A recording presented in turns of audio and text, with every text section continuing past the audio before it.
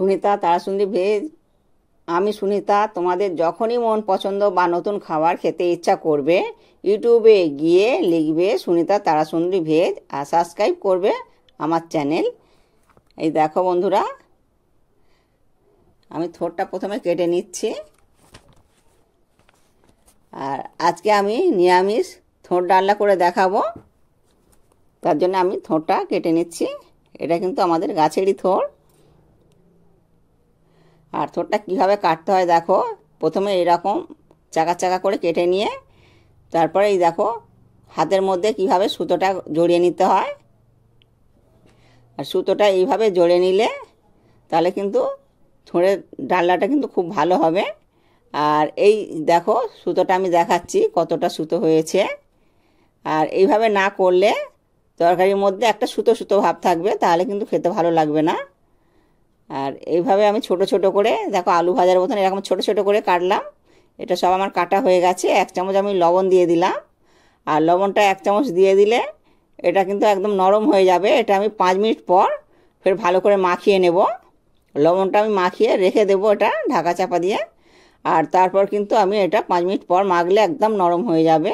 এখানে দেখো সবজি কেটে রেখেছি, পেঁপে, আলু, টমেটো, আর এখানে আছে ছোলা ভিজানো। তো এটা দেখো 5 মিনিট হয়ে গেছে, এটা আমি একটু মেখে নিচ্ছি। আর এর মধ্যে থেকে দেখো কতটা জল বেরিয়েছে। এটা আরও আরেকবার মেখে নেব। আর এখানে আমি 1 চামচ সর্ষে দিলাম, 1 চামচ পোস্ত, 3 টুকরো আদা, 2টো কাঁচা লঙ্কা, আর একটা টমেটো কেটে ছোট ছোট করে দিয়ে দিলাম।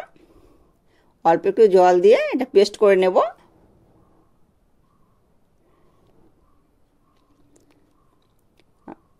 কড়াটা আমি বসিয়ে দিলাম। কড়া গরম হয়ে গেছে, আমি 2 চামচ তেল দিয়ে দিলাম।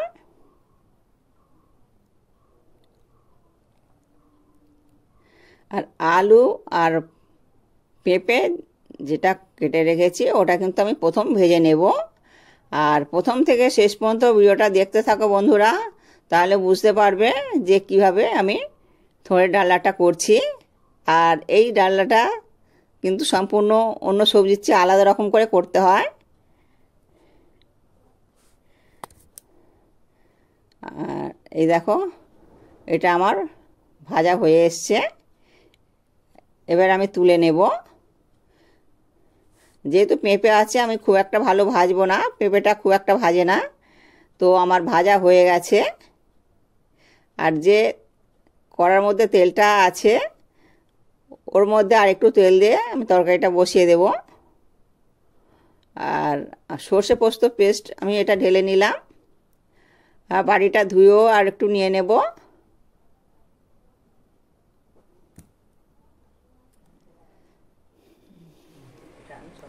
আর দেখো তেলটা গরম হয়ে গেছে, এর মধ্যে আমি 2টো শুকনো লঙ্কা, একটা তেজপাতা, 2টো এলাচ, 2টো ডালচিনি, 2টো লবঙ্গ আর 1/2 চামচ কাঁচা জিরে দিয়ে ভেজে নিচ্ছি।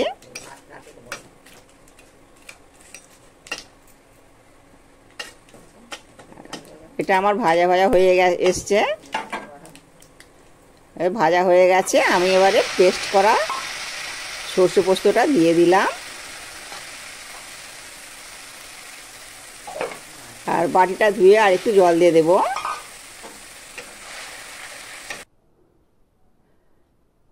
এর মধ্যে আমি যে মশলাটা দেব তোমরা দেখো বন্ধুরা, কাশ্মীরি লঙ্কা আছে, হলুদ আর ধনে আর জিরে। কাশ্মীরি লঙ্কাটা দিলাম কালারটা হওয়ার জন্যে। আর হলুদটা 1/2 চামচ দিলাম, আর ধনে 1 চামচ, জিরে 1 চামচ। আর হলুদটা একটু বেশি দিলে একটু তিতো ভাব হয়ে যাবে, ওই জন্য হলুদটা আমি 1/2 চামচই দিয়েছি। আর ঝালটা তোমরা তোমাদের পছন্দ মতন দিয়ে দেবে। আমি যেহেতু কাঁচা লঙ্কা দিয়েছিলাম তার জন্য এখানে আমি কাশ্মীরি লঙ্কাটাই 1/2 চামচ দিলাম। আর এবারে মশলাটা দিয়ে আমি ভালো করে কষিয়ে নেব। কষাতে কষাতে তেল ছেড়ে আসবে যখন, তখন বুঝতে হবে এটা হয়ে গেছে। আর এখানে দেখো থোঁটটা আমি আরেকটু ভালো করে চটকে নেব।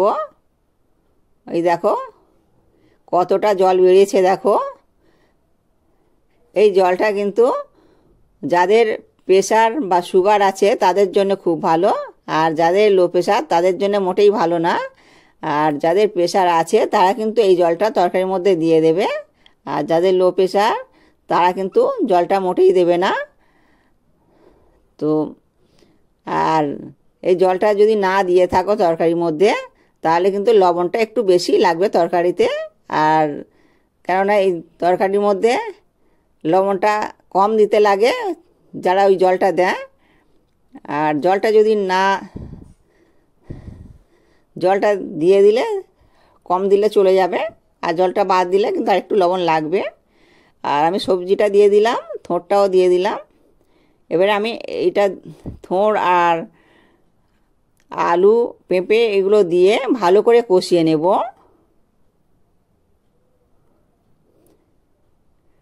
ভালো করে আমি 2 মিনিটের মতন কষিয়ে নেব। আর এর মধ্যে যে জলটা আমি অ্যাড করব ওটা কিন্তু গরম জলই দেব, যেহেতু থোড়, তার জন্য কিন্তু ঠান্ডা জলটা একেবারেই দেয়া চলবে না। আর আমি যে ছোলাটা ভিজিয়ে রেখেছিলাম ছোলাটা দিয়ে দিলাম। আর নিরামিষ তরকারিতে ছোলা অবশ্যই লাগবে, যেহেতু আমরা নিরামিষ খাই তার জন্য কিন্তু ছোলা, গরম মশলা আর ঘি এটা তো অবশ্যই লাগবে। আর যারা নিরামিষ খাও না তাদের জন্য বলছি, তারা কিন্তু চিংড়ি মাছ দিয়ে করলে খুব ভালো হয় থোড়।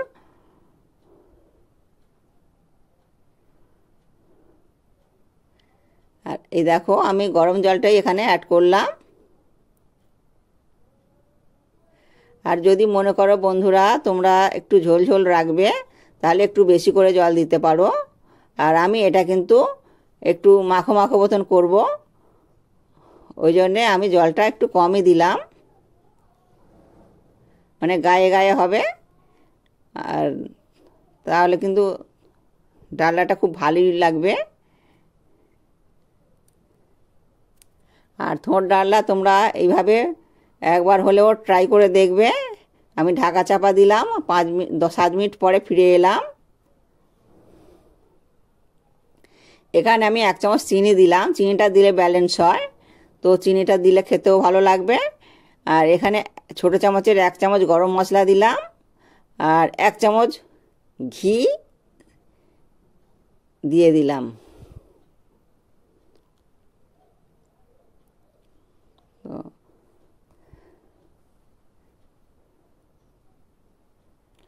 আর নিরামিষ থোড় ডালনা আমার হয়ে গেছে, এবারে আমি নামিয়ে নেব।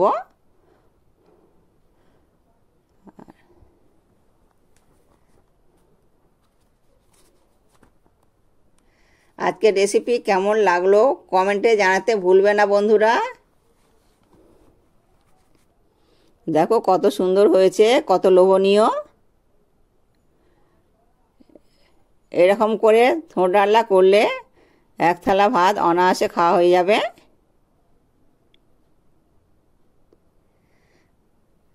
আর বন্ধুরা ভালো থাকবে, সুস্থ থাকবে আর সাবধানে থাকবে। আবার পরের ভিডিওতে দেখা হবে। সকলের সঙ্গে থাকার জন্য ধন্যবাদ।